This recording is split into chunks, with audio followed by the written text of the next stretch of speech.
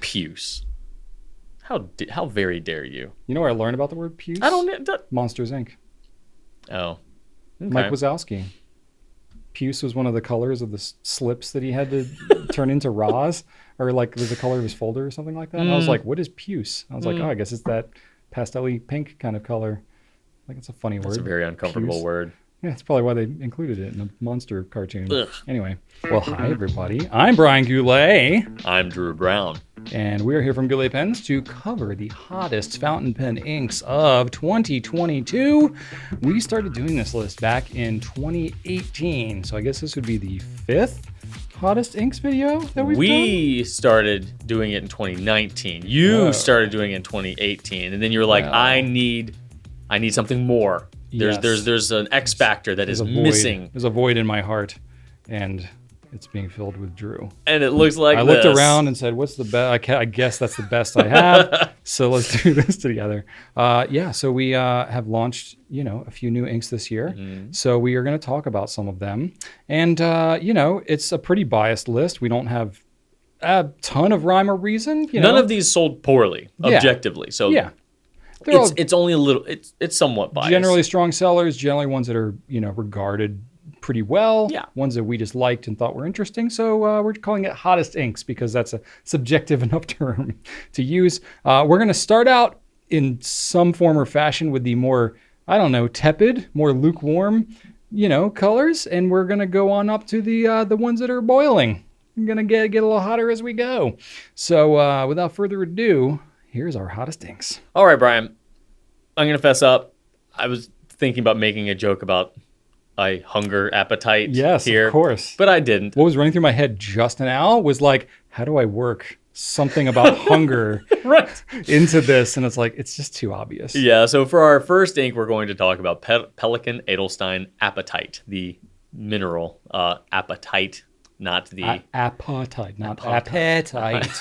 So this was their annual color. They do this every year, and it's usually on this list because it's usually very, very popular, and Apatite was no exception. They genuinely make pretty darn good colors for their color. For their now, this was no golden barrel like last year, but it was still very popular, and it paired with the Apatite version of the M205 fountain pen, which is another thing they do every year. They usually have a pen and then a matching ink that kind of coordinates and goes along with it. So Apatite was a beautiful teal color, just nothing too crazy, nothing that's going to clog your pen or anything like that. A nice middle-of-the-road, well-behaved ink with a very, very nice tealness to it. Mm-hmm. All right, cranking it up a couple of degrees here. We have Colorverse, where ink is their specialty. This was a Goulet Pens exclusive. Hey! How about that? Imagine that being on our list. Shocking. This was called Witch by Starlight. We wanted basically a deep, spacey color. Yeah. Because they got all the space. Colorverse likes that. They do like that. And we were like, we like that. Let's make that happen together. So we went with a deep, kind of a bluish purple. It kind of goes down blue, dries a little more in that deep purple. A little blurply. Yeah, which is kind of cool. And then we wanted to sprinkle a little shimmer in there too. So that's exactly what we did. Well, we sprinkled a lot of shimmer. Well, a little is relative. Yeah. A little. There's a lot of shimmer compared in there. to all the shimmer in the world. It's a little of it, It's about half of all the shimmer in the world. So very solid color. We like this one a lot. And to be able to do it, we've done exclusives with Colorverse like here and there a little bit over the years. We haven't done one in a while. And it was cool to be able to do this one. We like the color. It was received pretty well. And it's in the 65 milliliter, the bigger bottle only. A lot of times they pair up, bottles and stuff like that. We were like, let's just keep it just one bottle. And that went over pretty well. And so there you go. We made the list. Beautiful ink. So you talked about how Colorverse sometimes pairs a large bottle with a small bottle. They have been known to do that. Guess what they did this year? Did they pair a larger bottle with a smaller bottle? They certainly did. A popular large bottle and a popular small bottle. Nice. They came out with Colorverse Butterfly Nebula. And this was also a very sparkly ink. Similar to the Witch by Starlight. Super popular. And it was paired with, this is NGC 6302. Just rolls off the tongue. I had to look, yeah. I didn't want to get it wrong. But that one's a more pale green. The other one was lighter purple. I mean, the NG 6804 is a really nice color. It is. On its own. It's both of them shade really well. Both of them have like a little bit of a multitonal situation going. Yeah. More so the Butterfly Nebula. It does have a lot of, if an ink can have a bunch of features, this one has it. There's just a whole lot going on. There's some sparkle, there's some shading, there's some toning. There's just a lot going on. So it's a fun ink to write with. This is like an activity ink that you can actually see different things happening depending on what pen you're using, what paper you're using. So honestly, just about as fun as any ink can be, in my opinion. Yeah, and it kind of alludes, you may see things further on this list that fit in the theme of this kind of like multi-tonal thing. There was a bit of a trend this year. Yeah, in past years, it's been like, oh, shimmer inks have really exploded, or oh, sheening inks are the hot thing now. I feel like multi-tonal, these kind of color shifting things, may have been a theme, and we'll find out as we move further up this list with Butterfly Nebula and NPT X304.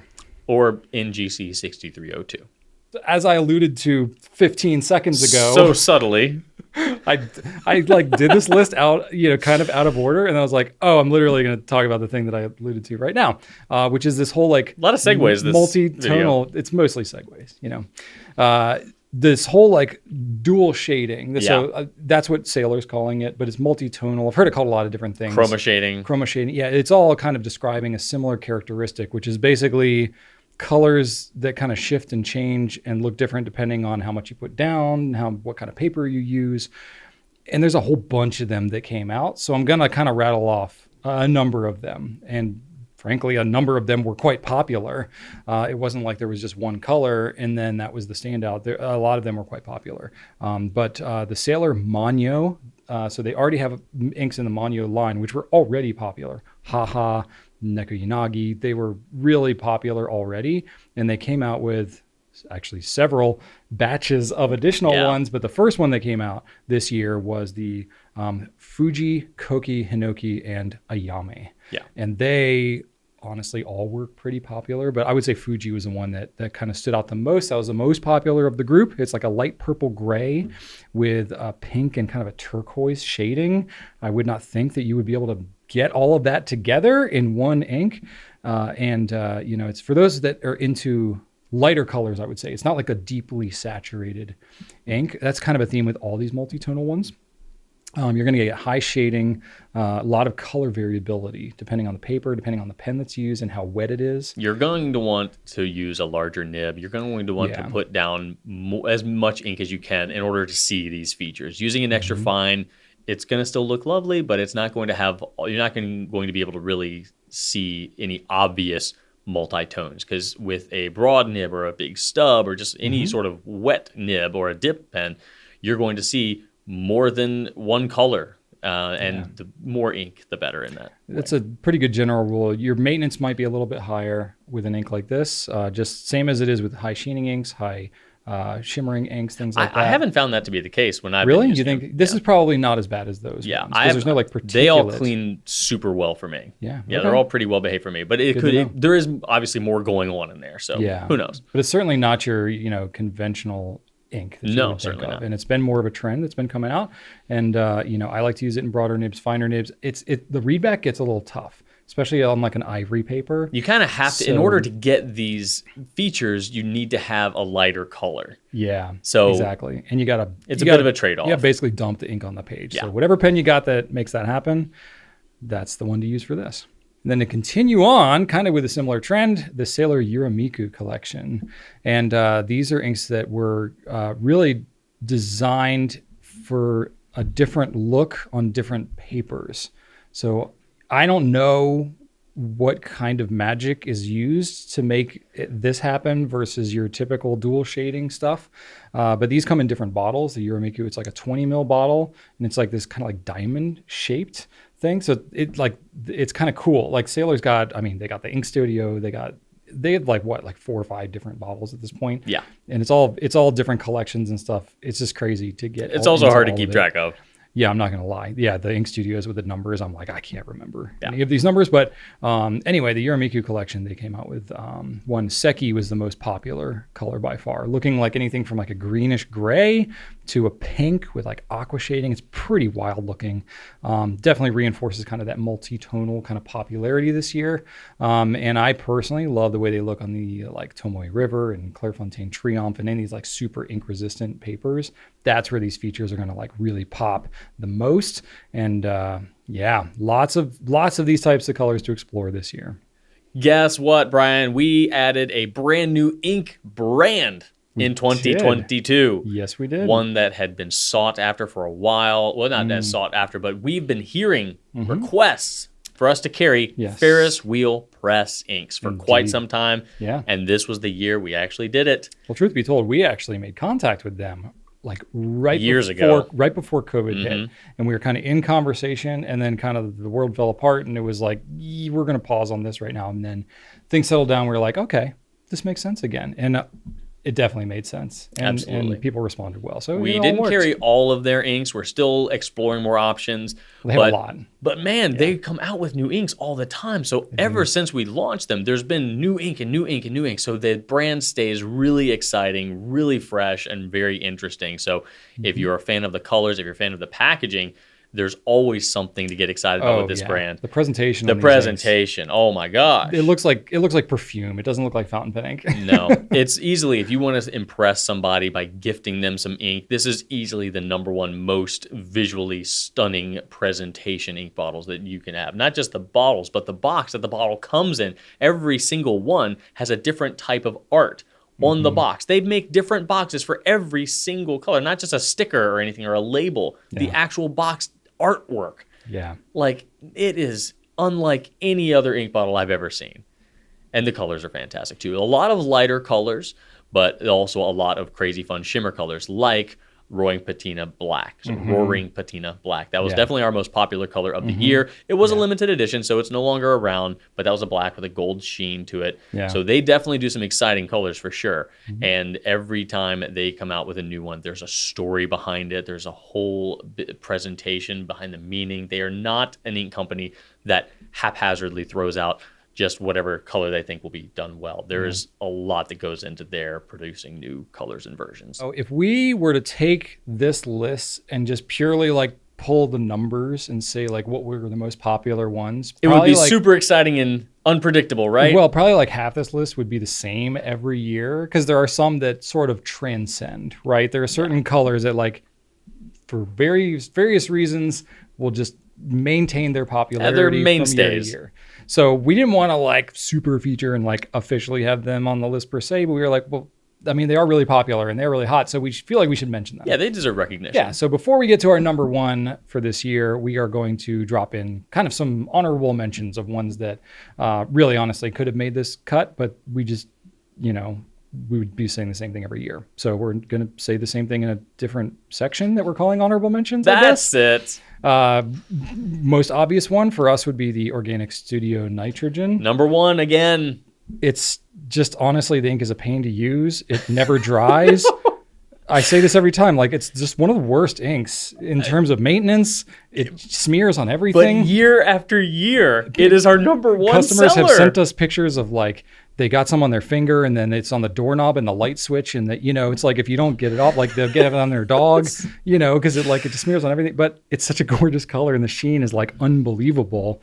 No, legitimately, I do like this ink, but it's definitely absolutely beautiful. But yeah, it's a huge hassle. But it's really popular, and it's immensely popular. Yeah. It's just #1 every year. Yeah, nothing can dethrone it. That's right.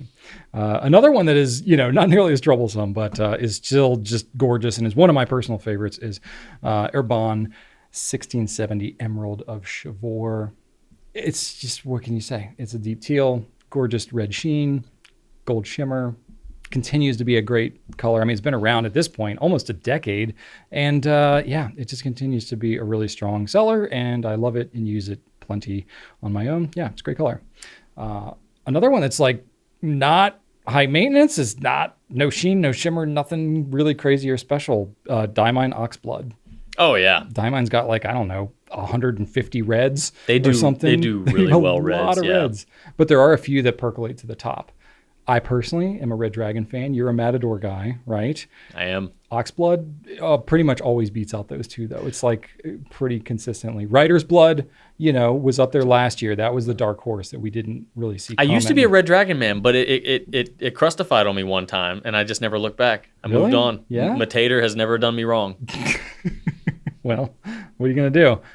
So anyway, Oxblood continues to be popular. I will say, though, as retailers, a little fun fact, certain inks, especially that we have like shopping feeds that are set up and stuff like that, or certain social media channels we use, we get like content flagged. I mean, the thing's called Oxblood. So we get like content flagged for things like this and unicorn blood and other things, anything with blood. Yeah. Honestly, cartridge. There's a lot of like words that get flagged, and we have to like, so we see this ink come up a lot in like this like unreport. This is not, we're not like selling animal parts. Yeah. Customs forums do not like that word. Like that either. No, we don't need to be shipping international Oxblood. Yeah. Anyway, inside baseball, but it is something fun. And then the other one that I got is Pilot Iroshizuku Konpeki. Just classic. Yep. Classic. Speaking of like, you're talking about Ferris Press being like great presentation, very giftable. One of my go-tos is Konpeki. Like I have certain like pens and inks and stuff like that I'll give out to like business associates or whatever. Konpeki is like a go-to because it's a great blue. It's a great color, easy maintenance, performs well. Presentation's great. Can't go wrong. Yep. Yeah. Like you mentioned, Rider's Blood from Diamine was also a greatest hit this year. It had continued strong. Yeah, we've seen since it came out. That was a Reddit exclusive, not exclusive ink, but an ink started that was out conceived on Reddit, by the Reddit community.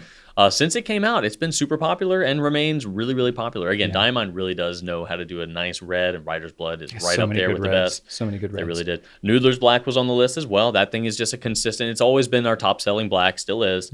Additionally, Diamine Polar Glow is back on the list, and I hadn't used that ink until just this season, and I've fallen in love with it. That is an absolutely beautiful, beautiful blue. And then Diatramentus Document Black, along with Noodler's Black. That's the other one. There's that one, Platinum Carbon Black. But Document Ink Black is just such a utilitarian mainstay for the artists in the community.